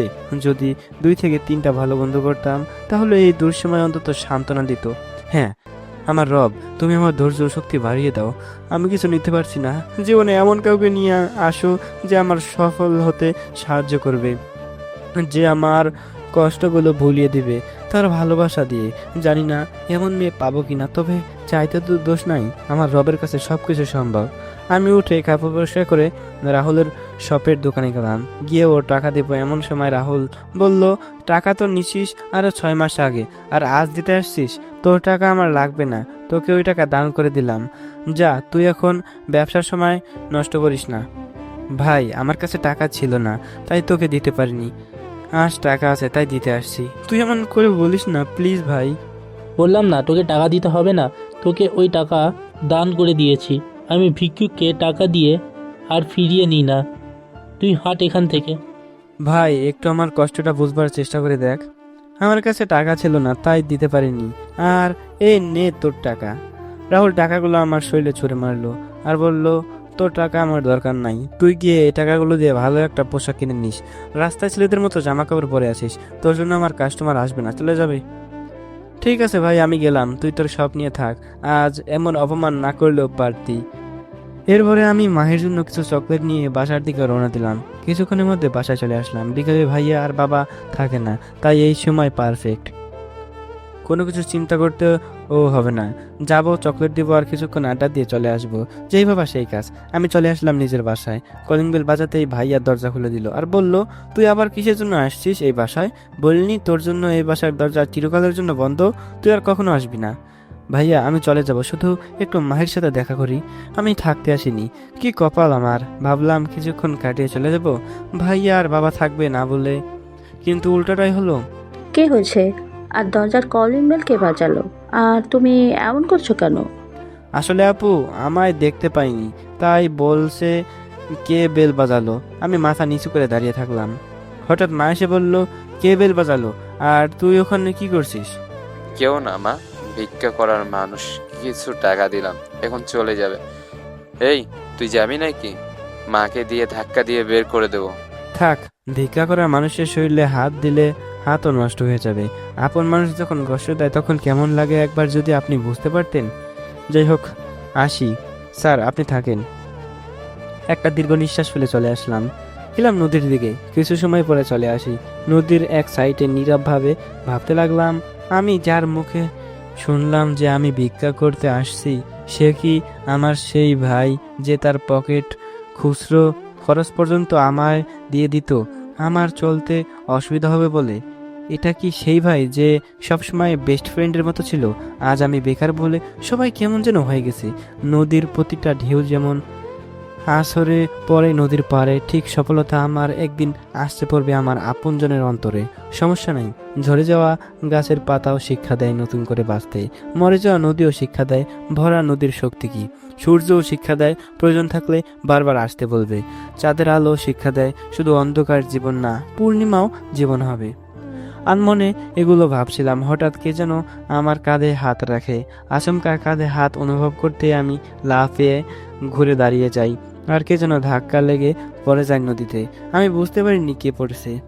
ভাইয়া ও সাঁতার জানে না, ওকে বাঁচাও, নাহলে ও মরে যাবে। আমিও দেখলাম বেচারি হাঁটু তলে ডুবে যাচ্ছে। এর মানে বোঝা যাচ্ছে যে সে সাঁতার জানে না। আমি কোনো কিছু পরোয়া করলাম না। আগের জীবন তারপর হিসাব করা যাবে। স্যার রোজাকে তাড়াতাড়ি বাঁচান, না হলে মরে যাবে বেচারি। কি হলো স্যার, তাড়াতাড়ি যান। আমি গিয়ে নদীতে নেমে রোজাকে তাড়াতাড়ি করে পাড়ে নিয়ে আসি। আসার সময় কোলে নিতে আসতে হয়, আর সাথে রোজাও খুব শক্ত করে আমায় ধরে। আপু তোদের পাক্কা নায়ক নায়িকা লাগছে। বাবা কি সুন্দর সিনেমা দেখলাম আমরা, পুরোই আগুন। এবার হিসাব ক্লিয়ার। স্যার আমায় কে বলেছে? তার মানে জাবেদ আমায় স্যার বলেছে, কিন্তু ওই মেয়েটা আবার কে? দূর, অত জেনে কাজ নাই আমার। সরি আমি ইচ্ছে করে নদীতে পড়ে যাইনি, তোমার ধাক্কা লেগেই পড়ে গেছি আমি। আর সরি তোমাকে চমকে দেওয়ার জন্য। না ঠিক আছে, মজা করবে, সমস্যা নাই, কিন্তু দেখে শুনে মজা করতে হয়। আর যদি কিছু হয়ে যেত তখন কি হতো? আমি কি বলতাম আঙ্কেল আন্টিকে? কি আর বলবেন আমার বউ মরে গেছে। আমি মরে গেলেই তো তোমার পথের কাঁটা সরে যাবে। এই বেশি পেকেছো, এখন থেকে এক পাও সামনে দিবে না। আর এখন আমার কোল থেকে নামেন, বলেই নামিয়ে দেই। আমার পায়ে লাগছে, আমি পড়ে যাব। আচ্ছা তোবা, তোমার কে হয় জাবেদ? আমি তো ঠিক চিনলাম না। কিছু জানার দরকার হলে আমায় বলবে, জাবেদকে বলবে না। ওরা আমার বাবা মায়ের মেয়ে, বোনের মেয়ে। এত ঘুরিয়ে পেছে না বলে সোজাভাবে বললেই পারো এটা তোমার ফুফাতো বোন। আমি আছি তো ব্যাকা ভাবে, তোর সোজাভাবে কিভাবে বলি? সোজা করেন আপনি আমায়। জাবেদ তোমার আপুকে নিয়ে বাসা চলো, আর এই শার্ট পরে দাও। জাবেদ তোমায় পড়তে হবে না, তোবা আপু আপনি পরে নেন। আমি কারো চাকর না, যে যা বলবে তাই শুনতে হবে, পারলে আপনি দেন। শার্ট দেন, আমি পরে নিচ্ছি। তুমি পড়তে তো পারবে না, সোজা হয়ে তো দাঁড়িয়ে থাকতে পারছো না, তাহলে পড়বে কিভাবে? আমি বলেই তুমি রাগ দেখাও, তাই কষ্ট করে না হয় আমি পরে নিলাম, এতে আপনার আর কষ্ট করতে হবে না। কি হলো, শার্ট দিন। থাক আমি পরিয়ে দিচ্ছি। তারপরে শার্ট পরে দিলাম। এরপরে রোজা বলল, আমরা যখন এখানে আসি তাহলে আর একটু সময় কাটিয়ে চলে যাব, এখন যাব না আমরা, ওকে? এটা সম্ভব না, তোমার অসুখ হতে পারে ভিজে থাকলে, তাই বাসায় যাও, আমাদের বাসায় যাওয়া উচিত। হলে হবে, তাতে আপনার কি? আমি আপনার কেউ না, তাই আপনার কিছু যায় আসে না। চুপচাপ বসে থাকুন। আচ্ছা তোমরা জানলে কিভাবে আমি এখানে আছি? তোমার ফোনে কতগুলো কল করেছি দেখো। তোমাকে না পেয়ে আমরা নদীতে ঘুরতে এলাম। কিছুক্ষণ ঘুরে এই দিক দিয়েই যাচ্ছিলাম, তখন কপালে জোরে তোমায় আমি পেয়ে যাই। এরপর সব কিছু তুমি জানো। দেখতে যখন পারছো তাহলে আমাকে না ডেকে ওইভাবে চমকে দেওয়া কি ঠিক হয়েছে? দুলাভাই কাঁধে হাত আমি রেখেছি। আপু তোমায় অনেক ডাকছে। আমি তো শব্দ করে চমকে দিতে চাইছিলাম, কিন্তু আপু নিষেধ করে, তাই অন্যভাবে হাত রাখি। আর বাকিটা দুলাভাই তুমিও জানো। এই জাবেদ, বেশি কথা বলবে না। আমি তোমার বোনের বিয়ে করা বর না যে দুলাভাই বলবে। আমি তোমার স্যার, তাই স্যার বলবে। কিসের স্যার? পড়ানো শেষ, স্যার ছাত্র সম্পর্ক ওখানেই শেষ। এবার চলুন বাসায়। আচ্ছা চলেন। বলেই যেই না যাওয়ার জন্য পা দিয়েছি, আর তোবার জন্য যা হলো তার জন্য আমি মোটেও প্রস্তুত ছিলাম না। এত কিসে তাড়াহুড়ো করছেন আপনি? এই ধাক্কা খেয়ে পড়ে থাকেন। তোবার ধাক্কা খেয়ে তাল সামলাতে না পেরে আমি রোজাকে নিয়ে পড়ে যাই। আমার নিচে রোজা পড়ে যাওয়ায় এবং ওর উপরে আমি। চোখে চোখ আটকে গেল, মুখের মাঝে সামান্য দূরত্ব। আমার গরম নিঃশ্বাস তার বুকে পড়ছে। অনেক কষ্টে নিজেকে সামলে নিয়ে যেই উঠতে যাব, রোজা বলে, এই আপনার কি কিছু ফিলিংস হচ্ছে না? আপনি কাপুরুষ নাকি যে এখনো কিছু করলেন না? আমি নিজেকে আর সামলাতে পারছি না, তার জন্য আগে ক্ষমা চাচ্ছি। বলেই জড়িয়ে ধরে কিস করতে লাগলো পাগলের মতো করে। আমি নিজেকে অনেক আটকে রাখছি, কিন্তু কিভাবে এই সমস্যা থেকে বের হবো বুঝতে পারছি না। কারণ আমিও একজন পুরুষ, নিজেকে আর কতক্ষণ ধরে রাখবো? অনেক কষ্টে নিজের সব শক্তি দিয়ে রোজাকে সারিয়ে নিলাম আর গিয়ে তোবাকে ঠাস করে লাগিয়ে দিলাম। এই, আপনার সমস্যা কি? হ্যাঁ, ধাক্কা দিলেন কেন? আপনার সমস্যা থাকলে বলেন, আমি চলে যাই। মানছি আমি ধাক্কা দিলাম, কিন্তু আপনারা তো ঠিক মজা করছিলেন। কই, সেটা নিয়ে তো কথা বলছেন না। তোর সাহস হয় কি করে ও শরীরে হাত তোলার? ভাবিস না তোকে অন্ধের মতো ভালোবাসি। আমার সামনে ওকে আর কখনো মারবি না। তোবা, একটা কথা মনে রেখো, তুমি যা করবে তার ফল এখানে দুনিয়ায় পেয়ে যাবে। আমি তোমার মামাতো বোনের সাথে কিছু করিনি, করেছে তোমার মামাতো বোন, আমি না। স্যার, আমি তুবা এবং রোজা আপুর হয়ে ক্ষমা চাচ্ছি। ক্ষমা করে দিও স্যার, আর বাসায় চলেন স্যার। তুই ওর কাছে ক্ষমা চাচ্ছিস? তোর সাথে আমি আর কখনোই কথা বলবো না। কিরে যাবে, তুই ওই ব্যাটার কাছে ক্ষমা চাচ্ছিস যার নিজের ঠিক ঠিকানা নাই তার কাছে? তোমরা ভুলে যাবে না, তিনি আমার স্যার, তাছাড়া আমার বন্ধু বটে। তাই আমি ক্ষমা চাচ্ছি। তো তোমাদের সমস্যা কই? 2 দিনের ছেলে তোর কাছে আপন হয়ে গেল? না জানি বিয়ে করলে বইয়ের কথাই উঠবস করিস। নিজে তো সোজা হয়ে চলতে পারবি না। দেখি তোকে বাসা পর্যন্ত কে নিয়ে যায়। আমি পারবো না। আমার দিকে তাকিয়ে লাভ হবে না, তুই অন্য কাউকে দেখ। তার কথায় আমি কোনো কান দিলাম না। আমি শুধু তাকিয়ে দেখি নদীর স্রোতের ঢেউগুলো, কতই না সুন্দর লাগছে দেখতে। মনটা চাচ্ছে গিয়ে গোসল করি নদীতে, কিন্তু সন্ধ্যা হয়ে গেছে প্রায়। তাছাড়া পরার জন্য তেমন পোশাকও নাই। দেখ এবার কেমন লাগে। হয়েছে, তোকে কথা বলতে হবে না। আমার ব্যাপার আমি দেখে নিব, তুই কথা বলবি না। হাট। রোজা আবার বলে, ওই শোনেন না, আমাকে একটু বাসা পর্যন্ত নিয়ে যাবেন প্লিজ। আমি পারবো না, অন্য কাউকে দেখেন, না হলে আপনার ভাইকে বলেন। আমার ভাই আমার পরে ছিল না, আপনি ছিলেন। যেটুকু হেঁটে বাসায় যেতে পারতাম সেটুকুও তো আর বেঁচে নেই। প্লিজ নিয়ে চলুন। আমি আর কথা বেশি করলাম না, কোলে নিয়ে হাঁটতে লাগলাম। কিছু দূর যাওয়ার পরে রোজা বলল, তোমার গালে তো দেখি হাতের দাগ স্পষ্ট বুঝতে পারছি। সরি, আসলে বুঝতে পারিনি আমি এত জোরে লাগবে। আচ্ছা দাঁড়াও, আমি তার প্রতিদান দিচ্ছি। বলে না বলতে কিস করতে লাগে। আমার অবস্থা এমন, না পারছি কিছু বলতে আর না পারছি সহ্য করতে।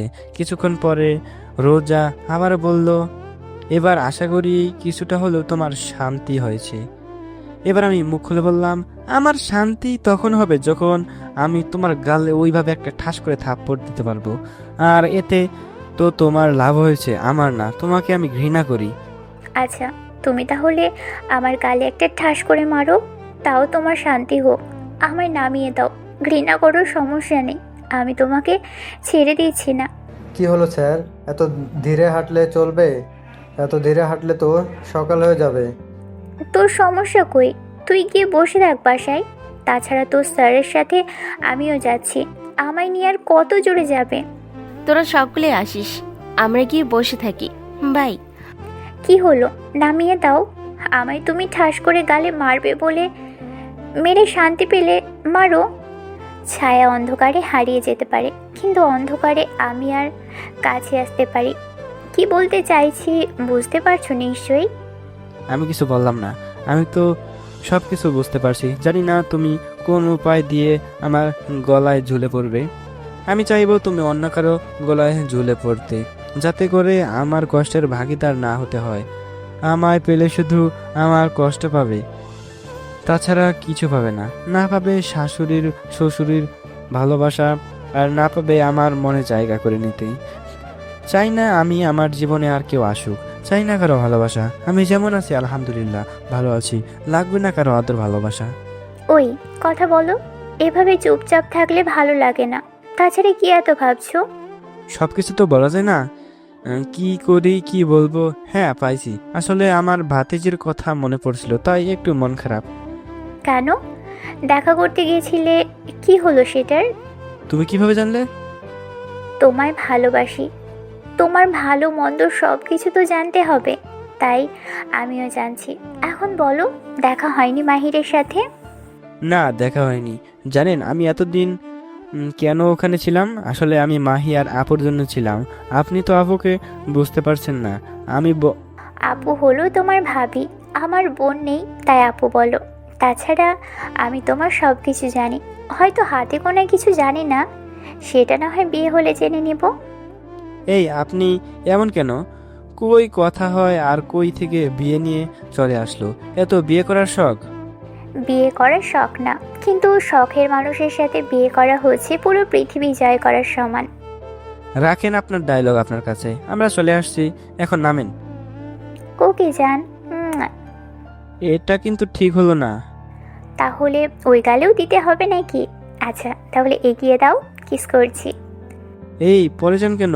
এত কথা বলতে নিষেধ করছি না, তাও কেন এত কথা বলো? দাঁড়িয়ে থাকতে পারছি না তাই পড়ে যাচ্ছি। আপনি যদি একটু কোলে করে আমার রুমে দিয়ে আসতেন খুব ভালো হতো। আপনার কথা কিছু বুঝি না। এই আপনি তো এই তুমি, যে কোনো একটা ব্যবহার করতে কি হয়? এটা আমার পার্ক না যে তুমি করে বলবো, এটা আমার বাসা। এখানে হয় স্যার, না হয়তো আপনি। আপনার খুব বুদ্ধি আছে দেখছি। এরপর আমি গিয়ে রোজার রুমে গিয়ে রেখে আসি এবং আন্টিকে সব কিছু জানিয়ে দেই। আমার পক্ষে তো আর জামা কাপড় পরিবর্তন করা সম্ভব না। এরপরে নিজের রুমে এসে আমার কাপড় পরিবর্তন করে নিলাম। রাতে খাবারের সময় বাঁধলো আরেক ঝামেলা। ঝামেলাটা হচ্ছে, আমরা সবাই মিলে খাবার খাচ্ছি, হঠাৎ আঙ্কেল জানতে ছিল কিভাবে রোজা ভিজে গেছিল। বাবা আসলে হয়েছে যে আঙ্কেল আমি বলছি সব কিছু খুলে বললাম। এরপরে আঙ্কেল বলল, তোমার স্যার হয়েও তোমার দুলাভাই না যে মজা করবে, এখনই ক্ষমা চাও। আঙ্কেল রোজা আমার ছোট বোনের মতো, ও একটু অমন মজা করবে, এতে কিছু মনে করিনি। বাদ দাও রোজা, তোমায় ক্ষমা চাইতে হবে না। ক্ষমা না চাইলেও চলবে, কিন্তু অন্তত একটা ধন্যবাদ তো দিতে পারতো, সেটাও তো দিল না। ওমা তাই নাকি মামুনি? তুমি তাহলে অকৃতজ্ঞ। তোমার শাস্তি হলো নিজের হাতে সবাইকে খাওয়াতে হবে। সবাইকে পারবো না, কিন্তু একজনকে পারবো। কাকে খাওয়াতে হবে সেটা বলো। যেহেতু তোমার জীবন তোমার স্যার বাঁচিয়েছে, তাই সেটার দাবিদার তোমার স্যার। মেঘনা দেখতেই পানি হচ্ছে মনে হয়, এটা কেমন কথা হলো? না দরকার নাই, আমার হাত আছে, কাউকে খাইয়ে দিতে হবে না, আমি নিজেই খেতে পারবো। আমার তো ভালো, আপনাকে খেতেও হবে না আর আমার শাস্তিও পেতে হবে না। ও কথা বললে চলবে না, তোকে শাস্তিও পেতে হবে আর তাসরিফও খাবার তোর হাতেই খাবে। আগে তোমার ছেলেকে রাজি করাও, আগে সে রাজি হোক, তারপরে না হয় আমি খাওয়াচ্ছি। তাসরিফ সমস্যা নাই, আমরাই। তাছাড়া রোজা তোমার ছোট বোনের মতো, তো তুমি বলে এখন খাবার খেতে সমস্যা কই? ভাইয়ের তো বউ নেই, তাহলে সমস্যা কি ভাইয়া? বেটা যাবে, তুই আমায় ফাঁসিয়ে দিলি, তোর খবর পড়ানোর সময় নিব।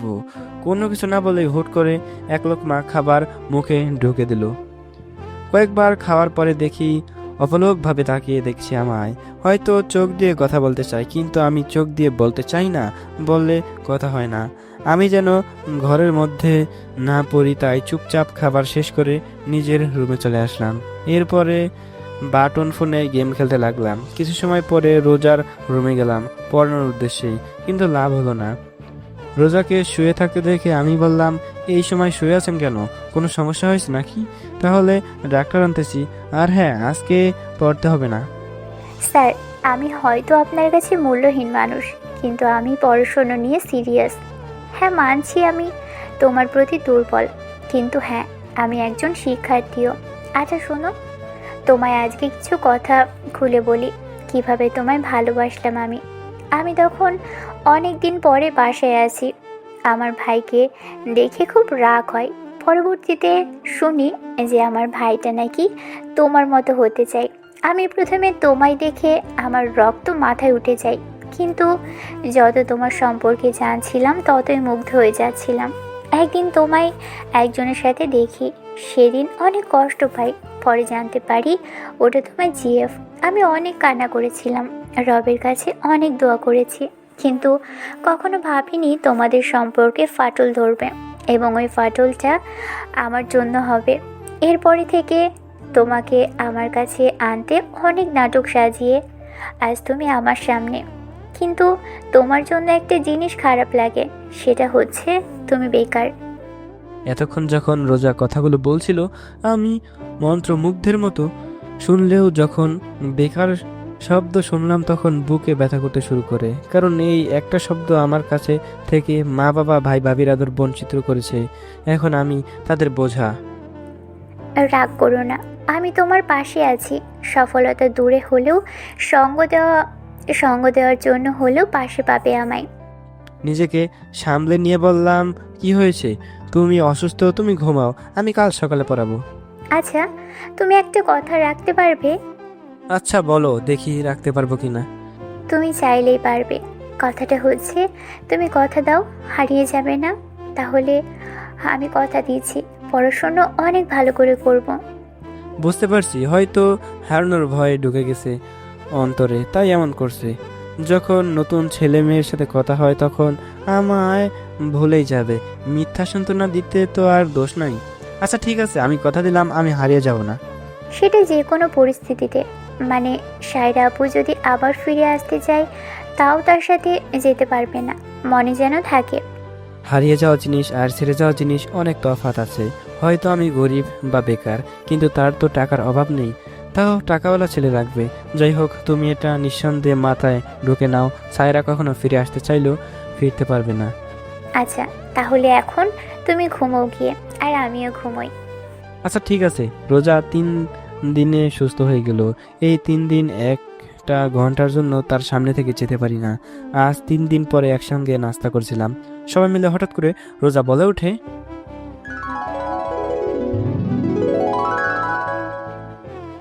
তো বন্ধুরা এই গল্পের প্রথম পর্বটি এখানে শেষ করে দিচ্ছি। আপনাদের কাছে কেমন লাগছে অবশ্যই নিচে কমেন্ট করে জানিয়ে দিতে ভুলবেন না। আর গল্পটা ভালো লাগলে অবশ্যই লাইক করে চ্যানেলটিকে সাবস্ক্রাইব করে পাশে থাকবেন। তো দেখা হচ্ছে পরবর্তী পর্বতে, ততক্ষণ সবাই ভালো থাকবেন, সুস্থ থাকবেন এবং এই পরবর্তী পর্বের জন্য অপেক্ষা করুন। আল্লাহ হাফেজ।